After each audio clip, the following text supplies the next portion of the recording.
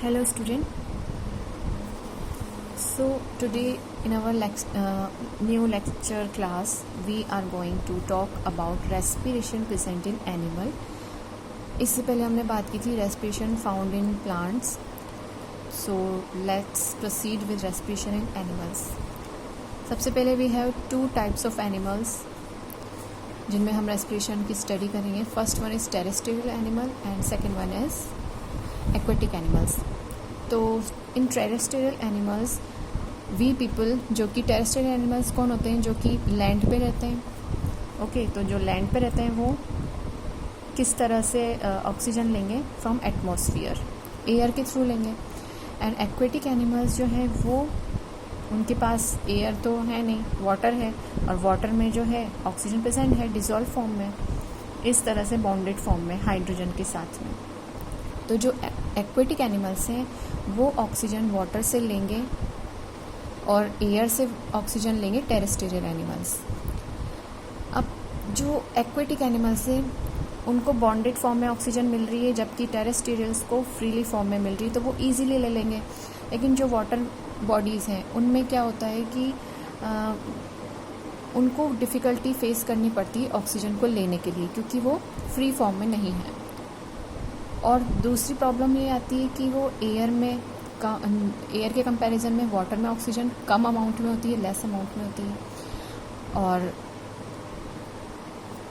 तो वाटर में और भी चीज़ें मिक्सेस रहती हैं, तो उस हिसाब से ऑक्सीजन का जो कंटेंट है वो और भी तरह से कम हो जाता है.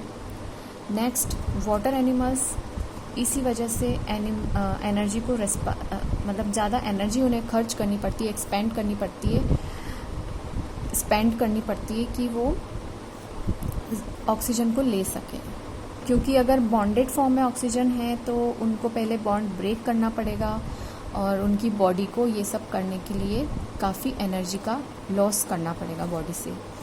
अब क्या होता है कि जैसे जो फिशेस होते हैं, तो फिशेस जो हैं वो वाटर माउथ में जाएगा पहले उनके, देन वो वाटर गिल्स में जाएगा, और वहाँ पे जो गिल्स में है वहाँ कुछ ऐसा प्रोसेस होगा जो कि उस डिसॉल्व ऑक्सीजन के बॉन्ड्स को ब्रेक करेगा, हाइड्रोजन से अलग करेगा, उसके बाद वो ब्लड जो है उस ऑक्सीजन को लेगा.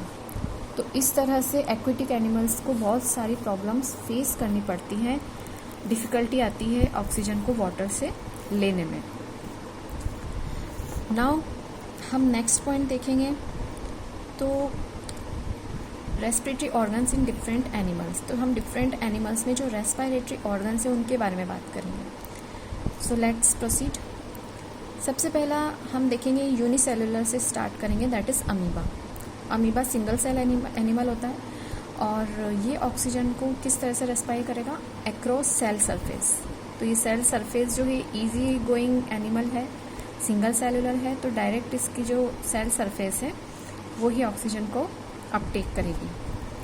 नेक्स्ट है हमारे पास अर्थवॉर्म. तो अर्थवॉर्म जो है उसके पास कोई स्पेशल ऑर्गन नहीं है, so it's skin is moist. तो मॉइस्ट टाइप की स्किन होती है और वही मॉइस्ट स्किन जो है उसको रेस्पिरेशन में हेल्प करती है, और इस प्रोसेस को बोलते हैं क्यूटेनियस रेस्पिरेशन, जो कि इस तरह की स्किन उसकी होती है और स्किन ही ऑक्सीजन का अपटेक करेगी एटमॉस्फेयर से, या फिर वाटर से, अगर वो वाटर में रहेगा तो वाटर से करेगी.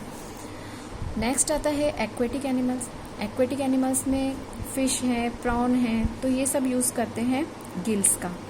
वाटर पास होगा गिल्स के थ्रू, मतलब जब गिल्स तक वाटर जाएगा तो डिज़ोल्व ऑक्सीजन जो है वो ब्लड उसको अपटेक करेगा और उसके लिए उसको एनर्जी खर्च करनी पड़ेगी. तो इस तरह से जो है एक्वेटिक एनिमल्स गिल्स के थ्रू वाटर से ऑक्सीजन अपटेक करते हैं. नेक्स्ट है इंसेक्ट्स. इंसेक्ट्स में होता है ट्रैकियल सिस्टम, यानी कि कुछ टाइनी होल्स होते हैं, उनके ट्रैकिया का एक सिस्टम होता है जिसमें कुछ टाइनी होल्स होते हैं. ये जो टाइनी होल्स हैं ये एक्सटर्नल एटमॉस्फेयर से बॉडी का जो टिश्यू है उसको कनेक्ट करते हैं.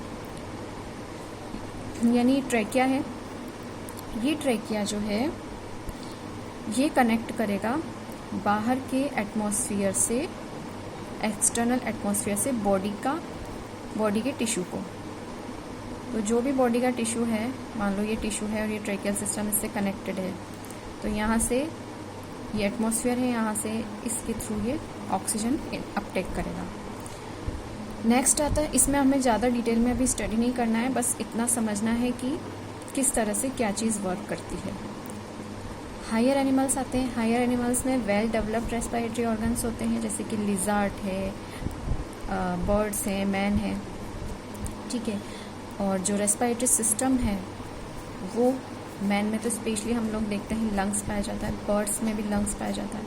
तो इस तरह से जो हायर एनिमल्स होते हैं उनमें वेल डेवलप्ड रेस्पिरेटरी ऑर्गन्स होते हैं और वो ऑक्सीजन को जो है अलग अलग जो बॉडी टिश्यूज़ हैं उस तक पहुंचाते हैं, सेल्स तक पहुंचाते हैं, ताकि हर एक बॉडी के सेल को ऑक्सीजन मिले और वो प्रॉपरली वर्क कर सके।